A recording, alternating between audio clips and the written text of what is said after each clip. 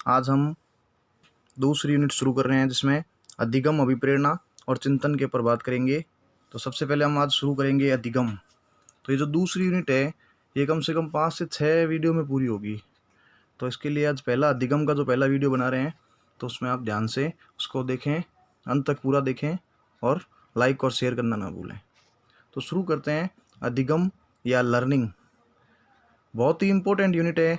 कम से कम 6 question 7 question REET में, C TET में, यूपी टेट में, एचपी टेट में सभी में इसमें से आते हैं और बहुत ही इंटरेस्टिंग यूनिट है ये। एक्चुअल में मोटिवेशन और जो चिंतन है वो बहुत ही इम्पोर्टेंट टॉपिक है इसमें। तो ध्यान से इसका पूरा अंत तक वीडियो को देखना आपको, ठीक है। अब शुरू करते हैं। अधिगम। अधिगम का शाब्दिक अर्थ है सीखना या सीख कर व्यवहार में परिवर्तन करना या नवीन ज्ञान अर्जित करने की जो प्रक्रिया होती है वो अधिगम या लर्निंग कहलाती है। सामान्य शब्दों में अधिगम एक मानसिक प्रक्रिया है। अधिगम क्या है? एक मानसिक प्रक्रिया है जिसके माध्यम से व्यक्ति अपने वातावरण से ज्ञान ग्रहण कर अपने व्यवहार में परिवर्तन करता है।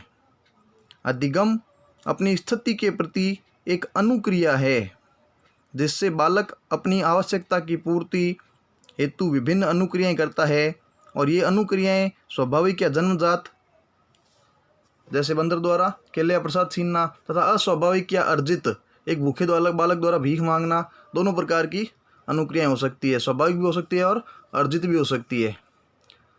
तो अधिगम के बारे में हम जो जानते हैं वही है कि अधिगम का मतलब है सीख कर व्यवहार में परिवर्तन होना और नवीन ज्ञान अर्जित करने की जो प्रक्रिया है वो अधिगम कहलाती है। अधिगम की विशेषताएं। अधिगम की जो विशेषताएं हैं उसमें जो इम्पोर्टेंट है वो पहली है, अधिगम एक निरंतर चलने वाली प्रक्रिया है। मतलब लर्निंग जो है वो कभी ख़त्म नहीं होती है, जीवन पर्यंत निरंतर चलती रहती है। अधिगम एक सार्वभौमिक प्रक्रिया है। सेकंड है। तीसरी विशेषता है अधिगम वातावरण की उपज है। चौथी है अधिगम अनुभवों का संगठन है। अधिगम अनुभवों का संगठन है। फिर पांचवी है इसकी विशेषता, अधिगम सक्रिय रहकर किया जा सकता है। अधिगम सक्रिय रहकर किया जाता है, ये इसकी पांचवी विशेषता है। फिर छठी विशेषता इसकी है अधिगम का स्थानांतरण किया जा सकता है। अधिगम का स्थानांतरण किया जाता है या किया जा सकता है। अधिगम मानसिकता में वृद्धि करने की प्रक्रिया है। अधिगम व्यवहार में परिवर्तन करने की भी प्रक्रिया है। आठवीं विशेषता है इसकी, अधिगम व्यवहार में परिवर्तन करने की प्रक्रिया है। फिर है अधिगम एक उद्देश्यपूर्ण प्रक्रिया है। फिर 10वीं विशेषता है अधिगम या लर्निंग या सीखना विकास की प्रक्रिया है। सीखना ज्ञान का संचय होता है। फिर है सीखना व्यक्तिगत और सामाजिक दोनों प्रकार का होता है। फिर है सीखना एक विवेकपूर्ण प्रक्रिया है।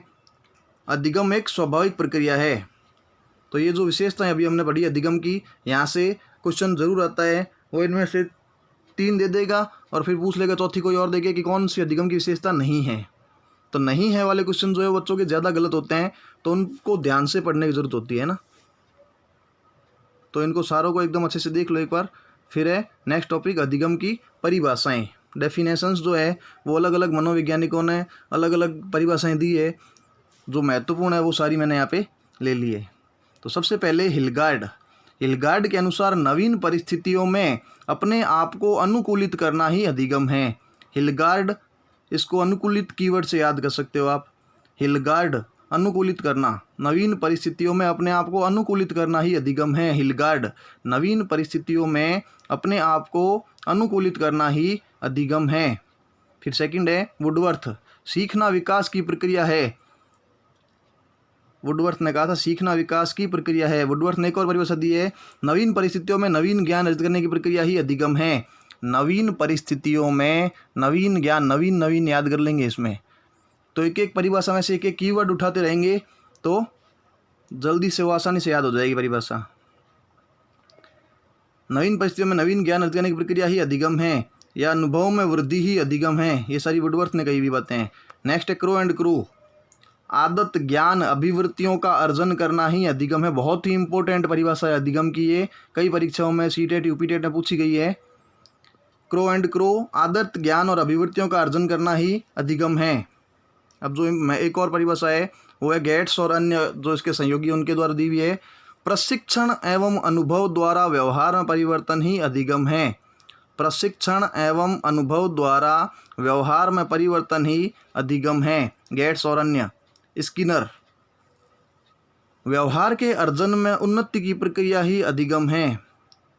व्यवहार में उत्तरोत्तर सामंजस्य की प्रक्रिया ही अधिगम है। ये स्किनर की दी परिभाषाएं हैं।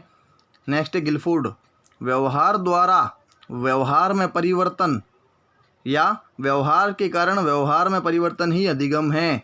गिलफोर्ड, व्यवहार द्वारा व्यवहार में परिवर्तन या व्यवहार के कारण व्यवहार में परिवर्तन ही अधिगम है। गिलफोर्ड। अब है मॉर्गन एवं किंग, अभ्यास एवं अनुभूति के परिणाम स्वरूप व्यवहार में होने वाले अपेक्षाकृत स्थायी परिवर्तन सीखना या अधिगम कहलाता है। मॉर्गन व किंग। देखो परिभाषाओं में ऐसी एक कुछ परिभाषाएं ऐसी होती है कि जो बहुत ही लोकप्रिय पॉपुलर होती है, तो वो परिभाषाएं तो हर पेपर में लगभग पूछी जाती है, लेकिन कहीं कहीं से ऐसी परिभाषा निकाल के लाते हैं पूछने वाले कि जो हमने कहीं पढ़ी नहीं होती हैं। तो ऐसी परिभाषाओं को विशेष ध्यान दे के याद रखने की जरूरत होती है। जिसमें ये है मॉर्गन और किंग, रिली लेविस, ये जो परिभाषाएं हैं ये पेपर में पूछी जा सकती है इस बार। मॉर्गन व किंग, अभ्यास व अनुभूति के परिणाम स्वरूप व्यवहार में होने वाले अपेक्षाकृत स्थायी परिवर्तन ही अधिगम है। अब रिली और लेविस, अभ्यास व अनुभूति से व्यवहार में धारण योग्य परिवर्तन सीखना या अधिगम है। पील की परिभाषा बहुत इंपॉर्टेंट है, व्यक्तित्व में परिवर्तन ही अधिगम है।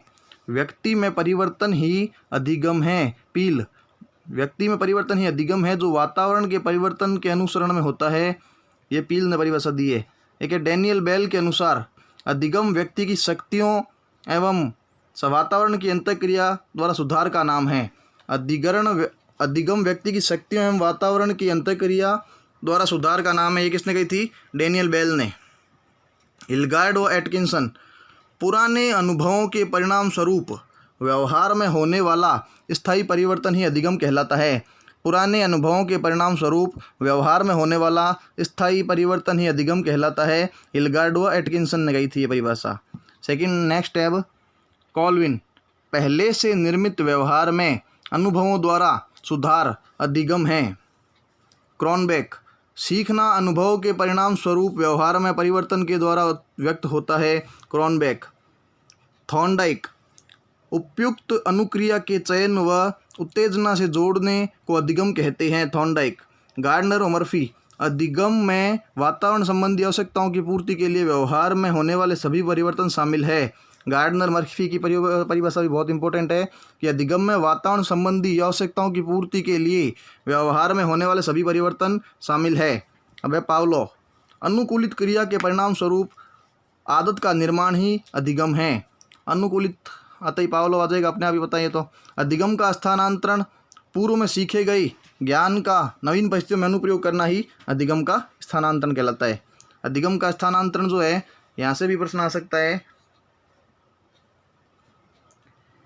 अधिगम का जो स्थानांतरण है वो दो प्रकार से होता है, व्यवहारवाद और संरचनावाद। व्यवहारवाद, इसका जनक है वाटसन।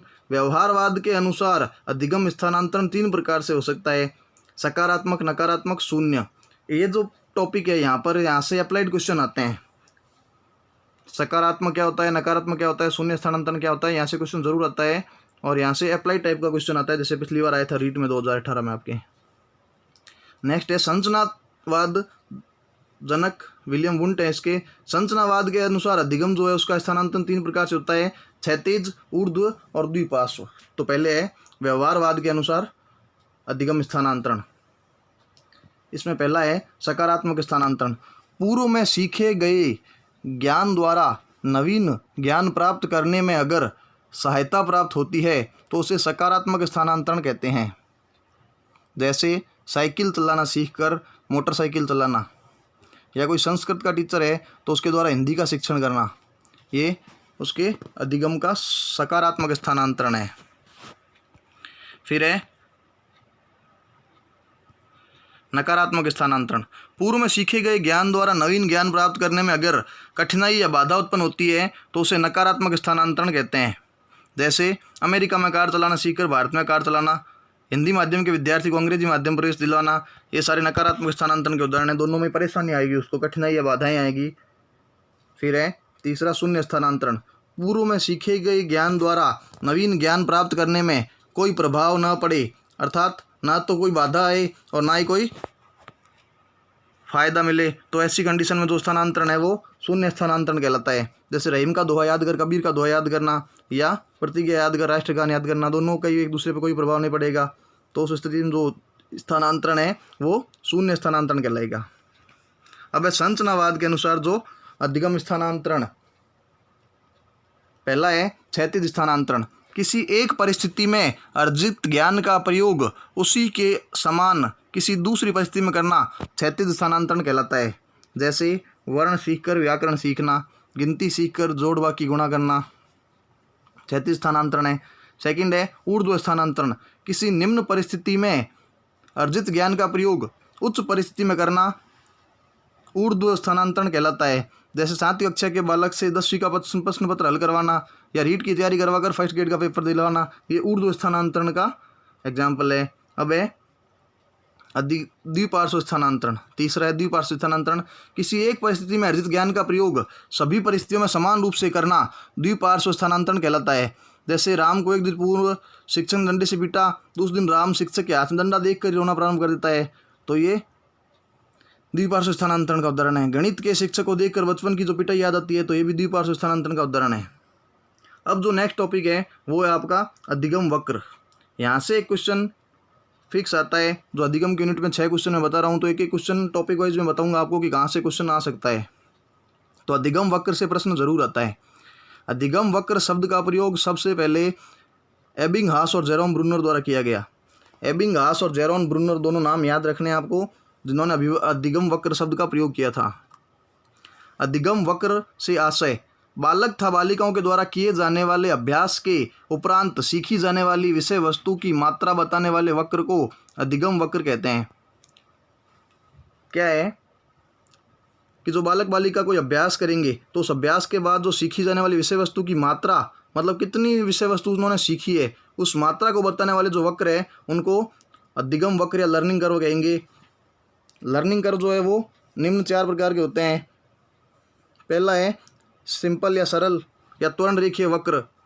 प्रारंभिक दशा में किए गए अभ्यास में निरंतर वृद्धि करने पर अधिगम की मात्रा में भी वृद्धि होती है। इससे अधिगम रेखा एक सरल रेखा के रूप में प्राप्त होती है। अतः इससे बनने वाला वक्र जो है वो एक सरल रेखीय वक्र कहलाता है। यह प्रतिभाशाली बालकों का वक्र है। तो यहाँ से प्रश्न कैसे आ सकता है कि निम्न में से प्रतिभाशाली बालकों का वक्र होता है, तो सरल रेखीय वक्र होता है। सेकंड है उन्नतोदर वक्र या नकारात्मक वक्र या ऋणात्मक नेगेटिव वक्र। प्रारंभिक दशा में बहुत ही कम अभ्यास करने के उपरांत भी अधिगम की मात्रा में अत्यधिक वृद्धि होती है, परंतु अभ्यास न होने के कारण अधिगम रेखा धीरे धीरे झुकने लगती है, जिससे अधिगम के पठार का निर्माण होता है।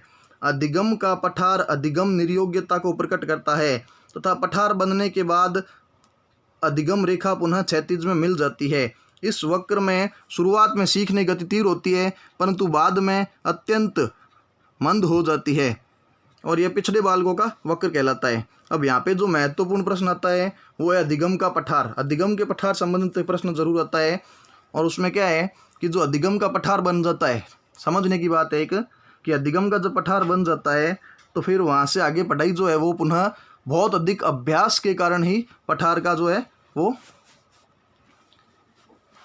मिटाया जा सकता है, अधिगम के पठार को खत्म किया जा सकता है। उसके बाद में जो पठार बनने के बाद में जो वापस पुनः अधिगम है, जो बहुत अधिक अभ्यास के कारण इसको दूर किया जा सकता है। अभ्यास बहुत ज़्यादा ज़रूरी होता है। अधिगम पठार बनने के बाद में बहुत अधिक अभ्यास करना पड़ता है। तो अधिगम का जो ये इस प्रकार का जो वक्र है उन्नतोदर वक्र, वो पिछले बालकों का वक्र होता है। फिर है नतोदर या वर्धन वक्र।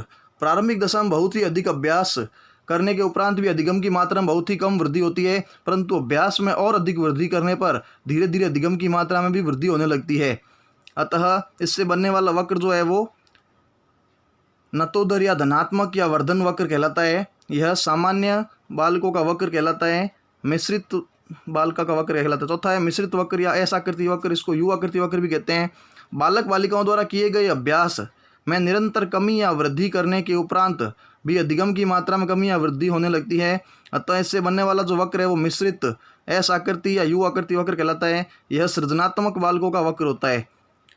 जो असाकृति का जो वक्र होता है वो सृजनात्मक बालकों का होता है। तो ऐसे सृजनात्मक याद कर लो।